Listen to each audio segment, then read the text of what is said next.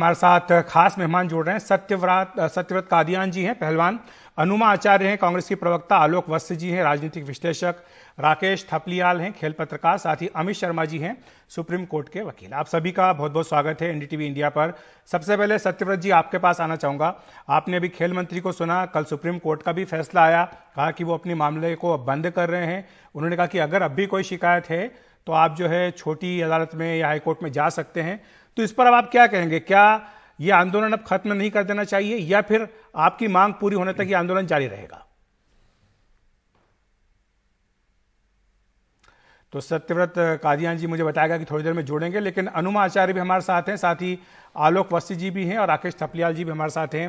राकेश जी, आपके पास आना चाहूंगा। जब कल ये मामला हुआ, सुप्रीम कोर्ट में कहा गया कि अब सुनवाई को बंद किया जा रहा है। यह भी कहा गया खिलाड़ियों को कि अगर अब भी उन्हें कोई शिकायत है तो वो दूसरी निचली कोर्ट में जा सकते हैं। अब आपको क्या लगता है, आपका क्या आकलन है कि ये जो मामला है कि अभी भी लंबा खिंचेगा? क्योंकि 13 दिन हो गए हैं पहलवानों को इस धरने पर बैठे हुए।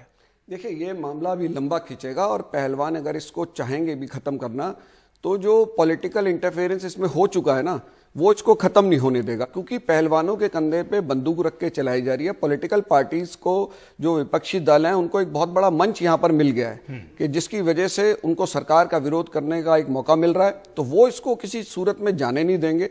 और जहां तक पहलवानों की बात है, देखिए उनकी एक बड़ी डिमांड है, ये नाक की लड़ाई बन चुकी है कि वो चाहते हैं कि जब तक बृजभूषण शरण की गिरफ्तारी ना हो तब तक ये दबाव बनाए रखें और इस धरने को जारी रखें। तो जो नाक की लड़ाई जब बन जाती है तो बाकी चीजें कोई कुछ भी कहता रहे उनके ऊपर कोई असर नहीं पड़ेगा। पहले जब वो बैठे थे तो उनकी मांग थी कि एफआईआर हो, उसके बाद हुआ कि भाई बयान हो, लड़कियों को सुरक्षा मिले, वो सारी चीजें हो गई हैं। और कानून का जो पक्ष, आप जानते हैं कि कानूनी कार्रवाई की लंबी चलने वाली है और ये जो 7 लड़कियां जिनके नाम इसमें आ गए हैं उनको कानूनी लड़ाई लंबे समय तक लड़नी पड़ेगी इस पे। ये इतनी आसान रहा नहीं है। लेकिन ये पहलवान तब तक दबाव बनाना चाहते हैं कि बृजभूषण की किसी तरह से गिरफ्तारी हो जाए। अब गिरफ्तारी कैसे होगी? गिरफ्तारी तो भाई कानून के हिसाब से होगी। अब मामला कानून के हाथ में, अब ये पॉलिटिकल हाथ से निकल चुका है, ये मामला कानून की चीज है। लेकिन अब इंतजार है कि भाई शायद पॉक्सो एक्ट ऐसा है कि उसमें किस तरह की गवाही होती है, क्या निष्कर्ष दिल्ली पुलिस निकालती है कि उनकी गिरफ्तारी होती है या नहीं होती। तो बस उसी चीज का इंतजार है। जी, हमारे साथ सत्यव्रत कादियान जुड़ गए हैं। सत्यव्रत जी, आपका स्वागत है एनडीटीवी इंडिया पर।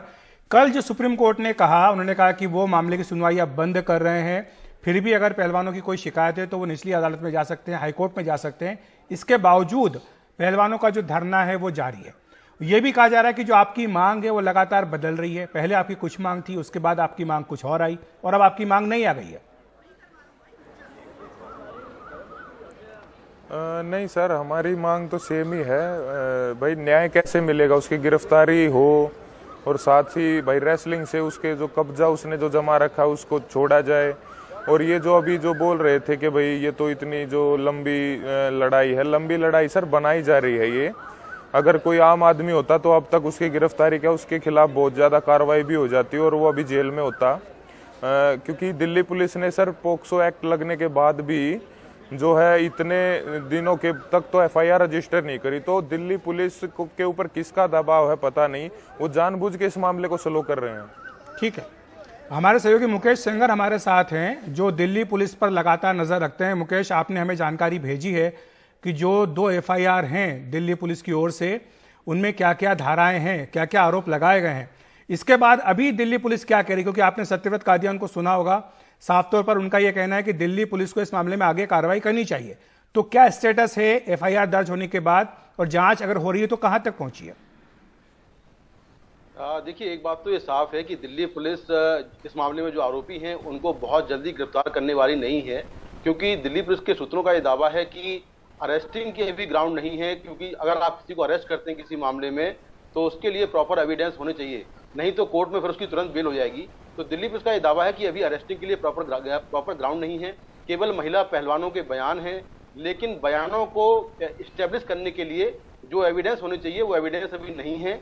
इसीलिए पुलिस ने पहले महिला पहलवानों के बयान सीआरपीसी 161 में दर्ज किए हैं। 5 महिला पहलवानों के बयान दर्ज हो गए हैं, 2 के अभी और होने हैं। इसके बाद सभी महिला पहलवानों के बयान कोर्ट में सीआरपीसी 164 में दिल्ली पुलिस दर्ज कराएगी।